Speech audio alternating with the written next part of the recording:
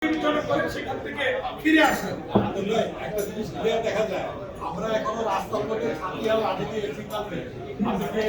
এই সিগন্যালে আপনি মনে করেন কি আমরা গ্রাজুয়েশনে গেছি না সেটি আমরা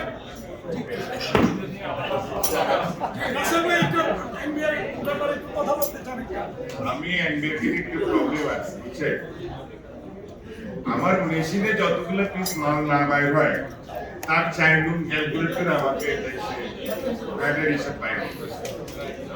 আমার রেজাল্টের রুম যতগুলা তার ইনফিনিটেড রুম মানে করে, এগুলা কেন করে জানেন? একটা পলিসি রিফর্ম একটা দেশকে ঠিক করে দেয়, পলিসিতে আমাদের হাত দিতে হবে। আপনি সরকারি বেতনভুক্ত কর্মচারী, আপনি কেন ইনসেন্টিভ পাবেন আমার এখান থেকে ফাইন আদায় করার জন্য? এটা কোনোদিনও হতে পারে, এটা ইজ কম্প্রোমাইজ একটা পলিসি।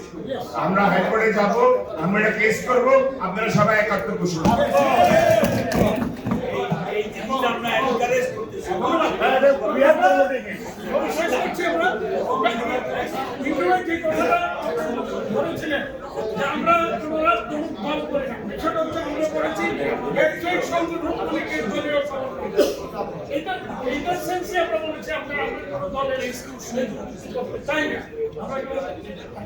এরপরে হচ্ছে মৎস্য খাতের সবগুলি সংগঠন এবং তার সহযোগী সংগঠনগুলি একসাথে পথ চলার একটা দাবি আসছে।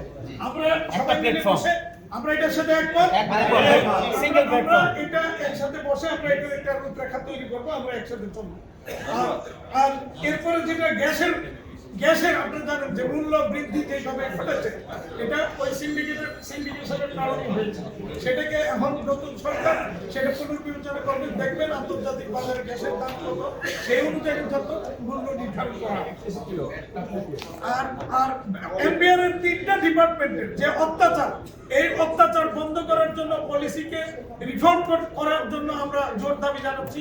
এই ব্যাপারে স্টেক হোল্ডার আমরা যারা ব্যবসায়ী সংগঠন আছে আমাদের সাথে বসে এই অন্তর্বর্তীকালীন সরকার যেন এই বিষয়টা রিফর্ম করে। এইটা ওই রিফর্মে ব্যবসায়ী বলেন কিন্তু আরেকটা জিনিস, আরেকটা দাবি এখানে আসছে যে এই আন্দোলনের সময় যাদের প্রতিষ্ঠান আগুন লাগিয়েছে, ভাঙচুর করেছে, ব্যবসা প্রতিষ্ঠানগুলি ক্ষতিগ্রস্ত হয়েছে, এগুলি বিবেচনা করে তদন্ত করে তাদেরকে পুনর্বাসনের জন্য ক্ষতিগ্রস্ত যারা হয়েছে তাদেরকে ক্ষতিপূরণ বা সহযোগিতার জন্য আমরা একটা অনুরোধ আসছে এখানে। এটা আমরা এই সরকারের কাছে আমরা অনুরোধ জানাচ্ছি। আর কাস্টমস, আবারও বলবো যে কাস্টমসের এই অত্যাচার থেকে আমাদেরকে মুক্তি দিতে হবে, এটার জন্য আমাদের সবকিছুই যা করণীয় আমরা ইনশাআল্লাহ করব। ধন্যবাদ আপনাদের সবাইকে, ধন্যবাদ যে আপনারা দীর্ঘক্ষণ আমাদের সাথে ছিলেন। ভবিষ্যতে আপনারা থাকবেন।